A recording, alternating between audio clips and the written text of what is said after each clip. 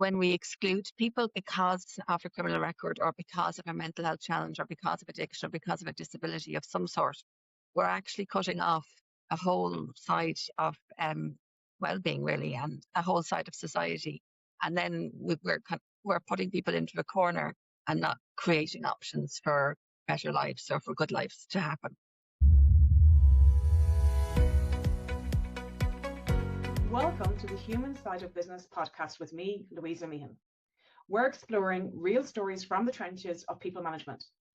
Each episode explores the situations business leaders have actually faced, the wins that surprised them, the failures that taught them, the funny moments that kept them sane, and the challenging times that tested their resolve. We dig into what worked, what spectacularly didn't work, and the lessons learned along the way. This is about the messy, unpredictable, rewarding reality of managing humans, not the sanitized version you read about in business books. Today, I'm joined by Dr Lisa Cuthbert, CEO of Mental Health Ireland, the country's oldest national mental health charity. Mental Health Ireland delivers mental health promotion campaigns, programs, and co-produced education and training, and supports peer-led work across communities nationwide.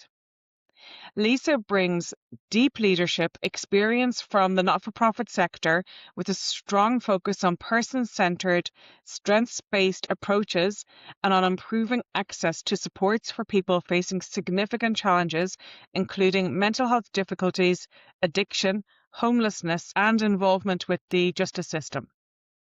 She's also an experienced board member and public speaker and currently serves on the parole board as well as boards of the Charities Institute of Ireland and the Irish Penal Reform Trust.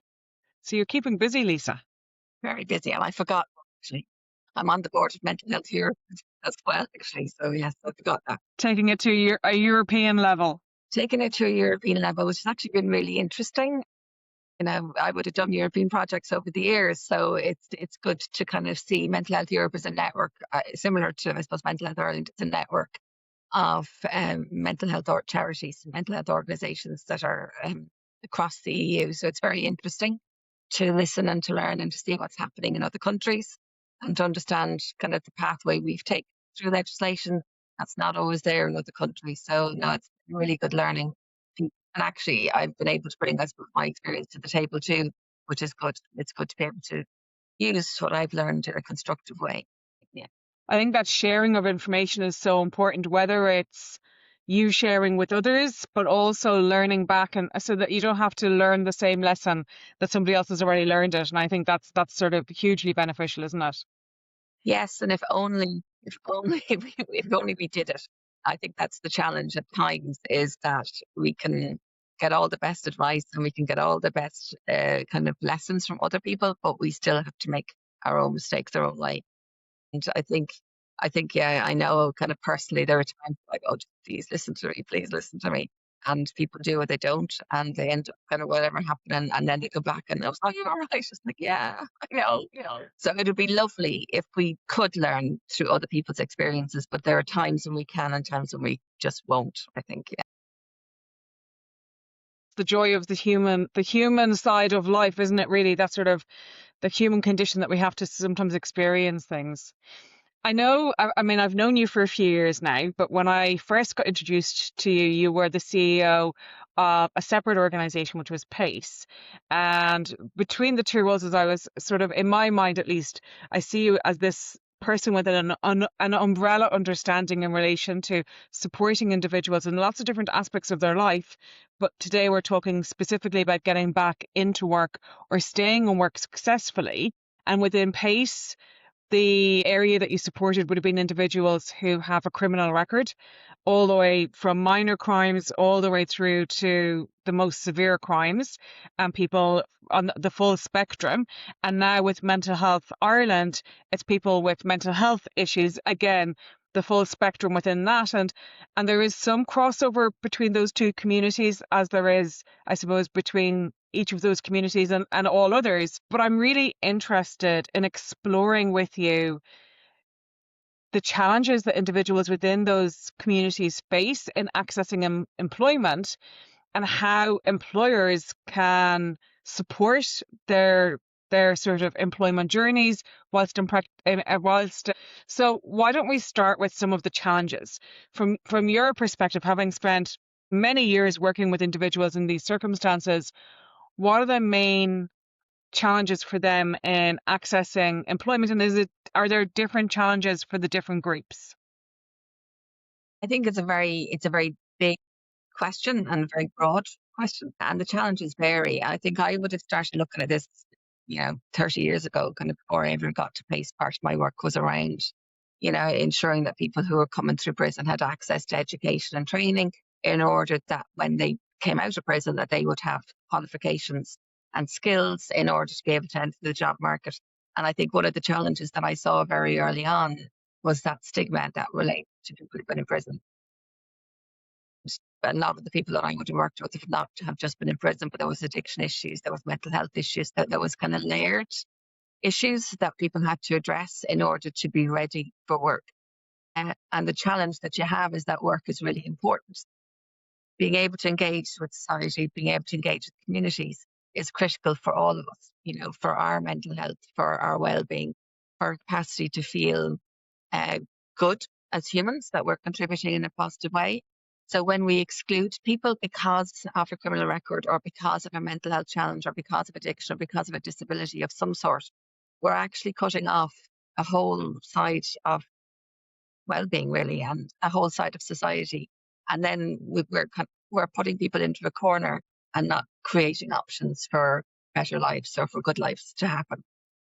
So I think my learning very early on is that we needed to do better, societally, but that if I wanted to, I couldn't just preach, I suppose, to other employers that, it's really important to employ people with a criminal record. For example, when I was at PACE, I needed to show how important it was by doing it.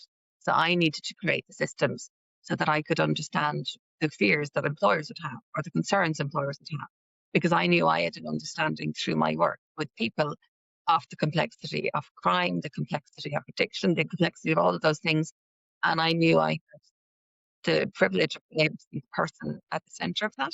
Whereas employers look at an interview, seeing gaps on CVs wouldn't always see. So that's where I would have started employing through PACE very early on, would start employing people with the lived experience of imprisonment, being under probation, supervision, lived experience of addiction, mental health, all those kind of things, and looking at the qualifications people needed to train up to. We would have initially started with support worker roles. And then over time, we eventually did develop a social enterprise through PACE, where we were able to get funding to generate specific employment in manufacturing for our woodwork and training programs. So we were able to do that, and also through the mug shop, through the coffee carts. So we were able over time to develop a specific program, but it was really important for me to be able to say, okay, I'm not just going to go into the public sector and say, well, actually, people with a criminal record have a right to employment and therefore you need to change your policies. I needed to go back to PACE and go, well, actually, we as an employer, not only are we a service provider, we're employing people to work with people who've been through prison, that we as an employer are employing people with criminal records. And so so we understand the concerns, we understand the fears, we understand that the pathways are straight, that the time that people can take at times to look at what we call rehabilitation and reintegration, that can take time. It's not a straight pathway, it's a quite curvy pathway at sometimes. And there are times when people aren't ready, and that readiness piece is really, really important. But also we would have looked to mentoring, to speak with employers, to go, look, if you want support, we can do that. So there is a mentoring and education piece. I think that's critical in terms of giving a safe space for employers to go, well, I have this experience of being a victim, my car was robbed or whatever happened, or, and that's a valid experience and it's a valid point. But actually, if I want to get staff to work in this field, then I'll have to widen my net. I'll have to look at the whole issue of criminal kind of convictions or people with mental health challenges or addiction, whatever it is, and make sure that we have an inclusive workplace. And we're all human at the end of the day. Our stories are all different. Some have involved more trauma than others. But, we all, as people, should have the right to be able to engage with society through work or through education and training to be able to have the opportunity to move on. I know one of the things I always said in PACE is that none of us wants to be defined by the worst thing that we've done or by the worst thing that's happened to us either. And we all have the right to move on, and nobody wants to be considered a risk. Nobody wants to only be seen by the crime or the behavior or to be seen as a risk. So we need to be much more open and educated as a society to understand that that's one aspect of the person, that's one aspect of what's happened. And it's not, that employers need to be protected from people they employ, whether they've had a history of addiction or whether they have a history of mental health challenges or whether they have a history of crime. It's not about being protective, it's about being inclusive and not stigmatizing whatever the experience of the individual is. And understanding that we're all more than our kind of worst behavior, and understanding that we all have the capacity to change. And there are times we need help to do that, and times we need structures in place to do that. And also we have to be motivated to do that. So I've seen the best, I suppose, when you employ somebody who's had challenges, whatever they are, and how that experience can be used in a way that's very constructive and becomes a mentoring role, and also holds the hope for others. Because if you, particularly, I suppose, both in the mental health space as well as in PACE, seeing somebody who's able to work in a peer support role or peer educator role, as we have now in Mental Health Ireland, and knowing that they've had a similar experience to you is a huge, it's evidence of hope. It's evidence of the capacity that whilst things are difficult now, they don't always have to be.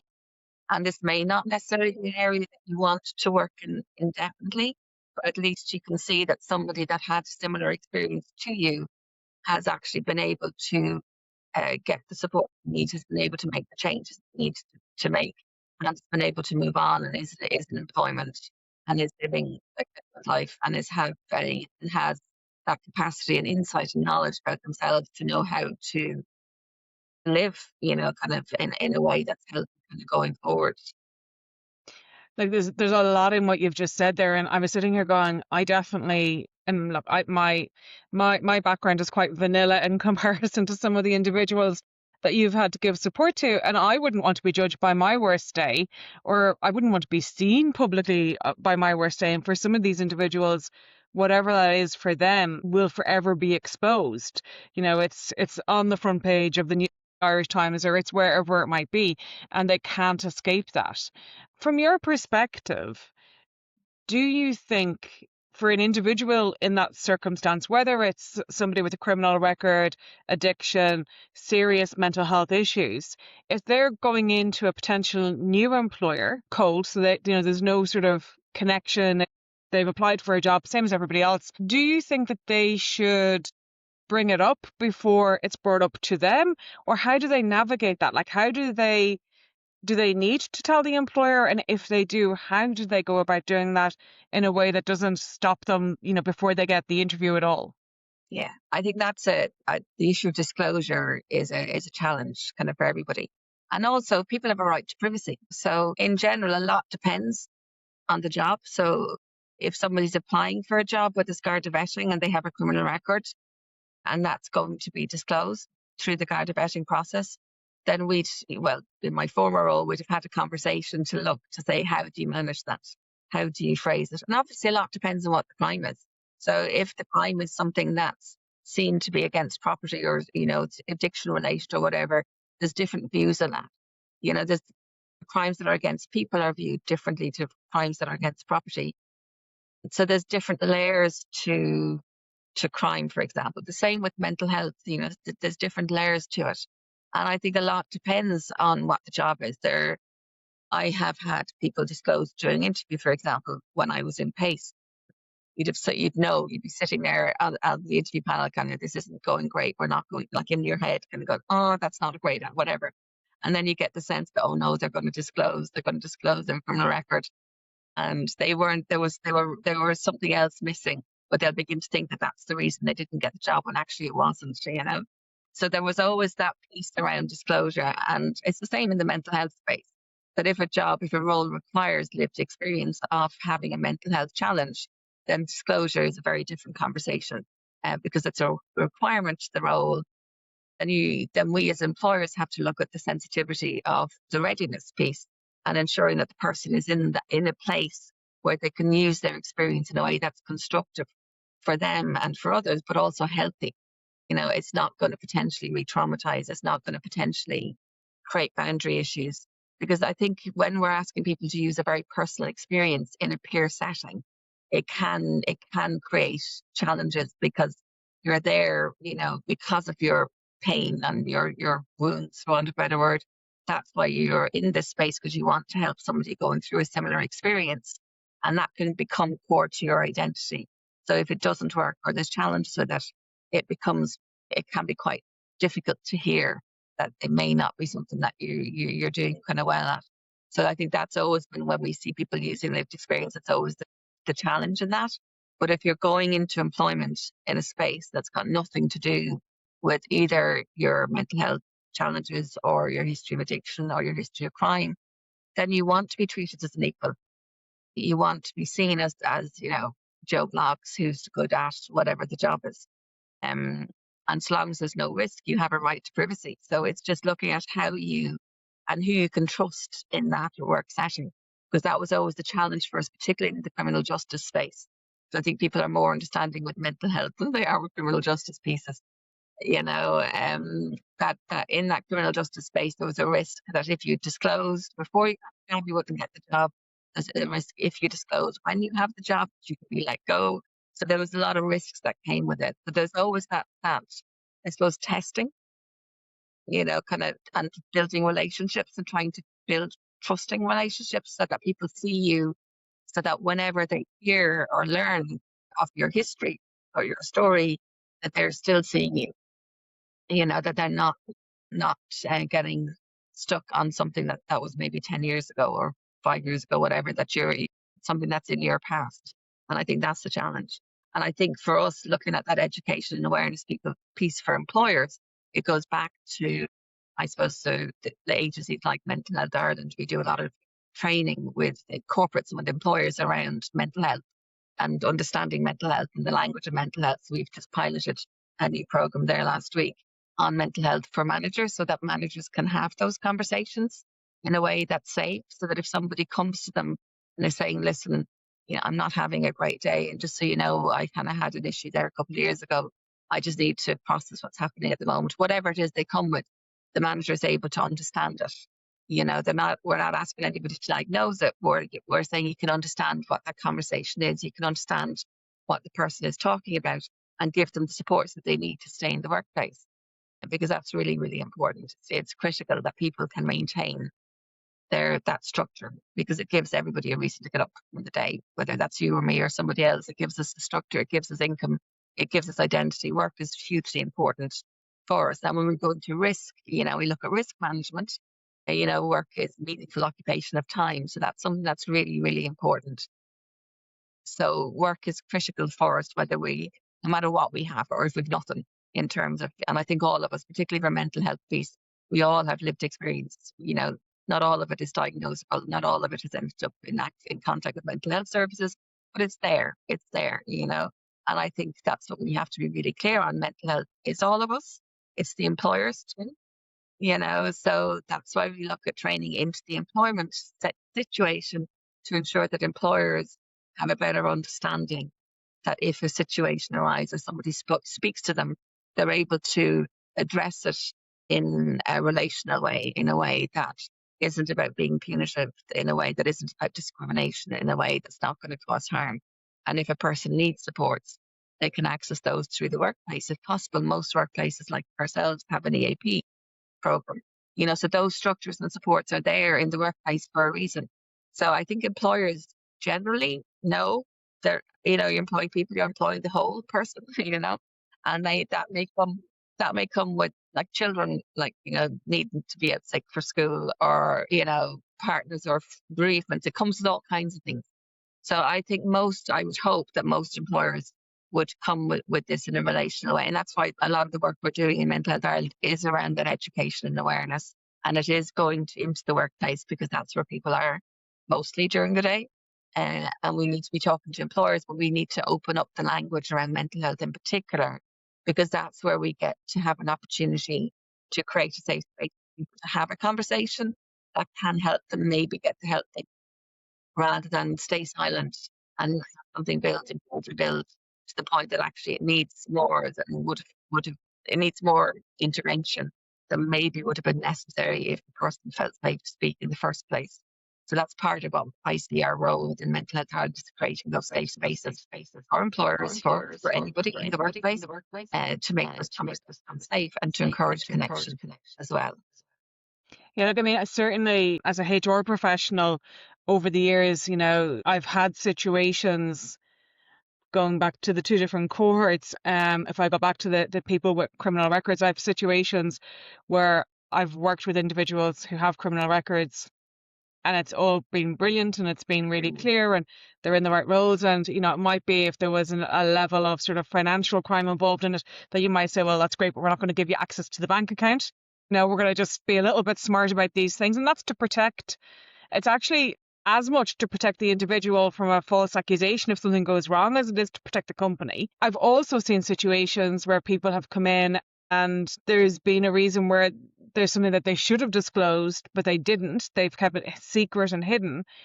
And the lack of honest conversation around it has led to much trickier outcomes for them in terms of should they stay in that. And they haven't always exited employment, but it's been a much more difficult conversation. Where I've seen it work has been where somebody has, with a trusted person, but there's been an open communication both ways, and then they've flourished. And some people are in quite senior positions doing really good work, and it works very well. But it takes a huge amount of trust from both sides, and that doesn't happen overnight. It doesn't happen on day one. You have to give yourselves a minute, or maybe it's somebody makes a recommendation, and as you touched on earlier, it might be that somebody takes the job that they don't want to get the experience, so that when they go for the job that they do want, they can say, well, you can go talk to this person. They've worked with me for a year, for 2 years. They know that I turn up. They know that I do what I'm going to do. And that works really well. I think that rebuilding that credibility and that trust is so important. Are there steps that you see that employers could do to help somebody on that journey? I think it's around, again, safe spaces, isn't it? And we have employers who are very public, kind of in the criminal justice sector, for example, who have policies that are very kind of proactive in terms of employing people with criminal records, for example. So that creates a safe space that people can automatically apply for roles, knowing there won't going to be that there's not going to be issues around disclosure, or that it's not quite a requirement for the role of criminal record, but you're not going to be discriminated against if you tell them you have a criminal record. So I think that kind of proactiveness on employers' parts is really good. It's very positive. And also, there's different, like, employers aren't just one entity. There's layers and different sizes and different shapes and different kind of sectors kind of employment. So there are some roles that it will never be suitable depending on the person's offence for them to be in, because that's a risk issue.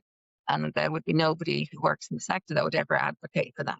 And also you'll have people who may have kind of offended later in life, and therefore they're coming out kind of older and had to retrain. They can't go back to the area they worked in, and they're having to start again. So there is a piece around looking at kind of having, I suppose, excuse me, and some flexibility in terms of just looking at what we all contribute to society, how we can all do our piece. And sometimes that is saying, okay, I will be willing to work with somebody who discloses that they've a criminal offence, or I will be able to work with somebody who discloses they've had a health challenge and they had to leave a previous employment because of that, and they're now looking to retrain or re-engage with work in a different way.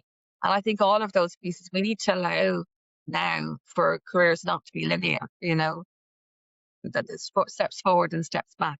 And I think that's the piece, that it's an education piece, I think, in terms of employers. Kind of the more conversations that we can have, that are very open, that would have organisations like PACE saying, look, we wouldn't be recommending somebody for a role that would increase risk for an employer.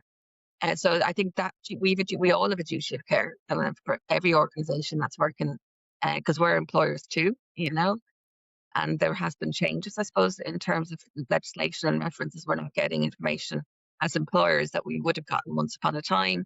So we're in a situation with references that the written piece is just confirming somebody works there. You don't get the fuller picture. And that makes it much more difficult for employers. And I can understand that as an employer myself, to take risks, because you're going on very little information, and you're not even going on soft information inform the decision to employ somebody having more information. So I think that's one of our challenges. I think for me, again, it'll come back to education. It'll come back to understanding, and come back to destigmatizing, because that's what we should be doing in all of these conversations, is saying, look, we're all in this space, we're all employers. Everything that we do is about, well, in my roles is keeping the human in the business, because that is their job. But everything that we do has to be about looking at how we can sustain that employment. And we won't always have the right fit, and that's okay. That's okay. But we need to understand more and just be educated, I think. And also understanding that not every role is suitable for everybody, but there are roles that people can do really easily, regardless of the offence. And they should have the right to do that. They should be able to access those roles without having to disclose their whole trauma or their whole life story to somebody. Well, I isn't think it that's better the for us policy. if they do, because they're less likely to reoffend, they're less Yeah, likely to go back into the system, they're more likely to contribute positively to society, and maybe, if we're really, really lucky, through the work that they do in the communities they have, maybe they'll prevent somebody from going into it in the first place by sharing their story, or just by yeah. the role modeling that they can do in terms of their experience. And I think so that's a really important piece in terms of mentoring, kind of within the criminal justice sector, but also within the mental health sector as well. We have a whole model of recovery. So recovery in mental health is possible, and it's something that we should all have as an expectation. That just because somebody's experiencing a mental health challenge at the moment, it doesn't mean it's always going to be that way. And for some people, there are kind of long-term issues that they need to address. Most of those can be dealt with through what we call social determinants, in terms of looking at, like, having a place to go, having connections, having friends, having somewhere to live. All of those things that we just tend to take for granted, kind of as people, become critically important when we're facing any challenges. But particularly, I suppose, in that mental health challenge. So our ability to connect with others and to do that through work or through meaningful kind of occupational time is really, really important. That's what keeps us all safe, kind of, as a society. It's there as a risk and a protective factor, I suppose, in the risk world, but it's also there in the mental health space. So being able to work and do something that's important, that's meaningful, doesn't just provide an income, even though that's really important, but it gives you something to do every day, is critical for all of us, no matter who we are or what we're doing. We see it in the mental health space. I've seen it in the criminal justice space, in the addiction space, the homeless, everything. Because everywhere you meet people, you go into a bar or you're at a party, like, and you don't know somebody and you're talking to somebody. One of the first things you ask is, well, what do you do for currency? It's a currency. It starts a conversation. It's an icebreaker. So why would we not think it's important for people who have had mental health challenges? Why would we not think it's important for people who've been through the criminal justice thing? Because we all need to have some hook to hang our identity on. And for some of us, work is core to that. So that's really, really important. So we need to ensure that for us that are working in the sector, that we are talking to employers and that we're doing a lot of that myth busting, whatever that program was called, that we're demystifying, we're destigmatizing. All the language that we're using is recovery focused, whether that's somebody who's been through addiction or somebody that's been through a crime or somebody that's been through a mental health challenge. We have to kind of keep the focus on, yes, things were bad, but they're not always going to be, and this is how we get there. And work can be a part of that. And everybody has I think, we're all part of society. We all have sense. We should all feel responsible to each other. And my son would say that's communist. But we have to have some shared responsibility, because otherwise we end up with a society that's really harmful to others, where people are excluded. If we're only looking at people's abilities to do something, we end up with a very limited society. And I think there are risks in terms of we're seeing what happens in the States and all those kind of things. So we do, I think, need to look at that corporate social responsibility and looking at how we can engage with that. Because people generally, and I found this really through Mental Health Ireland, I'm really humbled, I suppose, people's willingness to volunteer and to fundraise and to engage. There's a lot of really good goodwill, I think. It can be harder. And even within the criminal justice space, there's goodwill there from the people, ordinary people who want to come to volunteer, for example, with things that we would have set up in place. And we have that as well, even in a bigger way, because mental health is much broader. It's all of us. We all have friends, family that we know who have struggled in different ways. We've all struggled at different times ourselves. So there's a lot of goodwill there, and people generally want to help. So if we can look at how we can what's the word, filter that and drive it. And that for me is back to education. Also the mental health promotion piece that we do here, those campaigns, that we have a campaign in May, for example, the Hello, Who Are You campaign. And it's really just about encouraging people to connect, to stop, to listen, or to, and that can address loneliness, it can address all kinds of things. And we stop, I've been doing it for the last 2 years, random people in train stations on May 15th saying hello. And the conversations, some people run away from us, which is okay. But we've had really good conversations, and there have been people who've said to me, "You're the only person I'll speak to today." So there's something wrong when That's very sad, isn't it? I think loneliness is a problem. Yeah. I know, as someone who works with employers, I'll be really honest. I say that actually dealing with employees who are in the throes of an addiction crisis, or have mental health issues is so tricky, because it can impact their performance, their attendance, their attitude. It can have huge ramifications. And sometimes there are situations where, with all the supports we put in place, it's not fixable. And the right thing to do is to sort of get to a point where we can terminate the employment, to allow them to go get the help that they need, in the hope that they will come back into employment. But sometimes it's really difficult. And the most difficult, and luckily, touch wood, it hasn't happened to me very often, but it has happened, where somebody who maybe, one person is coming to mind straight away, who had serious mental health issues, but we didn't know. So we weren't giving the additional supports, and that they ultimately took their life. And that's, the ramifications within the workplace are huge, because these are their friends, their colleagues, their support network. And it's such a human lived experience that it really has an enormously deep impact, whether it is that ultimate situation, which is, you can't come back from, or indeed the sort of the more serious situations around somebody in the throes, as I said, of addiction or a mental health crisis.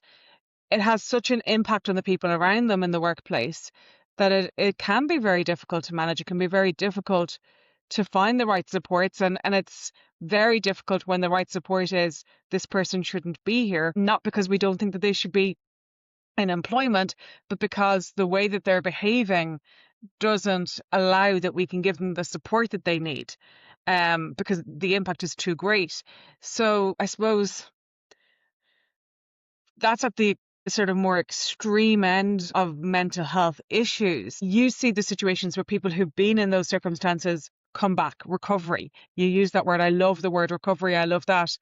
Focus on rebuilding, reframing, re-energizing, re-entering the workplace. And what steps can somebody, if they find themselves in a situation where they're supporting somebody, or they are the person who's hit rock bottom, what are the first steps to actually recovery from an employment perspective? So not from the medical perspective, but from an employment perspective, getting back into employment. What does that look like?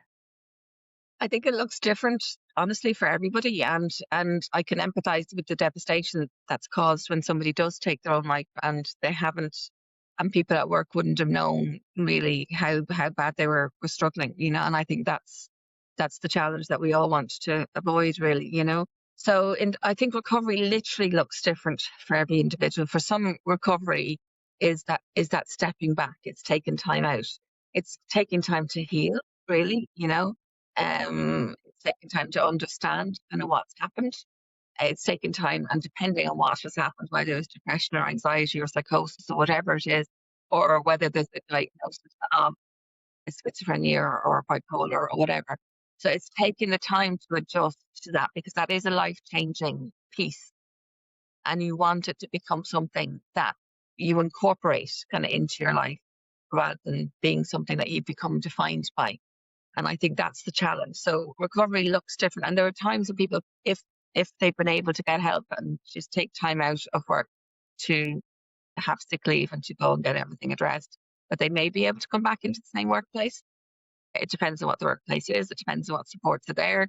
But it's also then just looking at what, like, work is just one portion of life.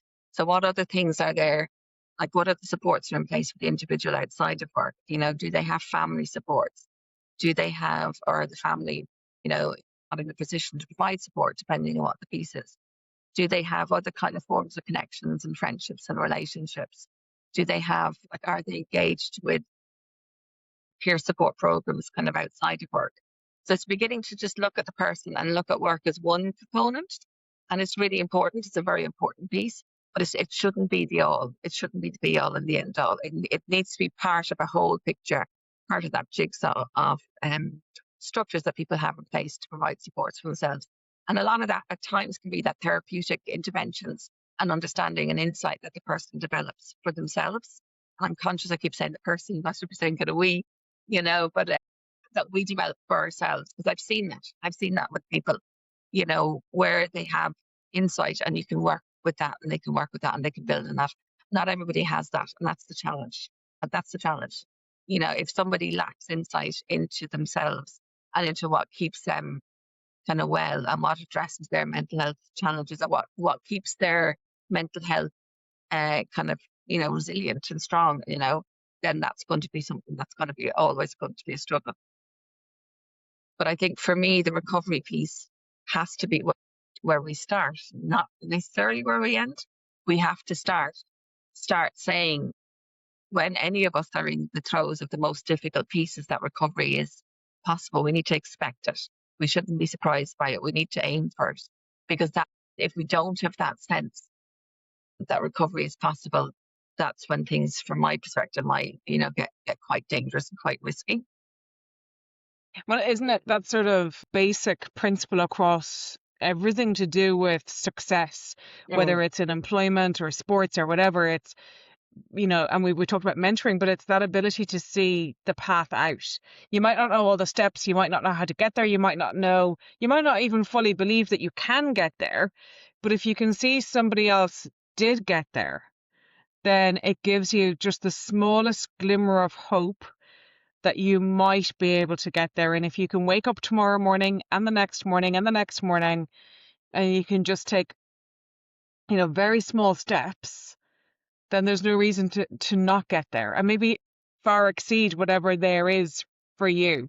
I love what you say, though, about, and I have, this is probably the wrong language, but in my head I have, like, not othering people, in that, oh, I'm over here, I'm going to help those other people with challenges or difficulties or problems, because actually you're completely correct, and we all at some point will have a difficulty. It might look different, it might require different interventions, but if our careers are going to span, nowadays 50 years, the probability is over a 40, 50-year career, something's going to go wrong sometime. And we were the person who will need help and support and structures and scaffolding to get us through that thing.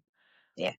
And that's critical for me. And I think it goes back to my anthropology background once upon a time, all those years ago in college, that sense of difference and that sense of people kind of over that cultural difference, because that's something that we can't get stuck in, because if we do, we have that us and them, we have the wounded healer, we have, like, us kind of not, and it becomes very unhealthy for the likes of me kind of working in this field, because it means I can't accept that I could ever possibly have anything wrong, or that anybody I know could possibly have anything wrong. And I think that's not helpful. It's not helpful. So the reality is that mental health is all of us. We all have different experiences. We all have variety of experiences. And some of us, can use that in a way that's helpful in a work context. Others can't, and that's okay. Others don't want to, and that's okay. And I think always when we're looking at the peer space and that recovery space, I think all of us should be, interrogating ourselves as to the why. Like, why is it that we want to work in this space? Because I think we need to make sure it's healthy, and that's not about ego. That it's about being healthy and being that we've got something that we can offer, and that we'll know when we no longer can offer that, because burnout is a thing. So we'll know when we can no longer do that, and what we're bringing to the table is more about us and helping ourselves than maybe putting structures or doing something that's going to help others. So I think that's always a cautionary piece within the social care sector in particular. Look, I think fascinating. Lisa, thank you so much. I do have one final question for you. So the question that was left for yourself, Lisa, is the person you are as a leader the person you thought you would be when you started?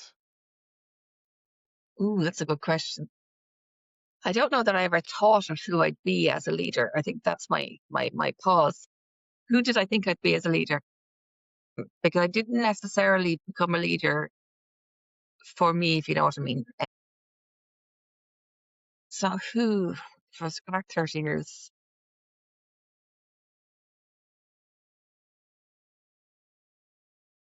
I suppose, yes, maybe. I think I'm still in it. My reasons for wanting to become a leader in the sector was because I wanted things to be better. I wanted to affect change. I still want that, actually. And that's what keeps me here, I suppose. So I think, so if I look back, I think I've held on to my values and that sense of integrity. I mean, there's been loads of compromises made over the 30 years in terms of getting to where we're going. But if I look back, yeah, I think so.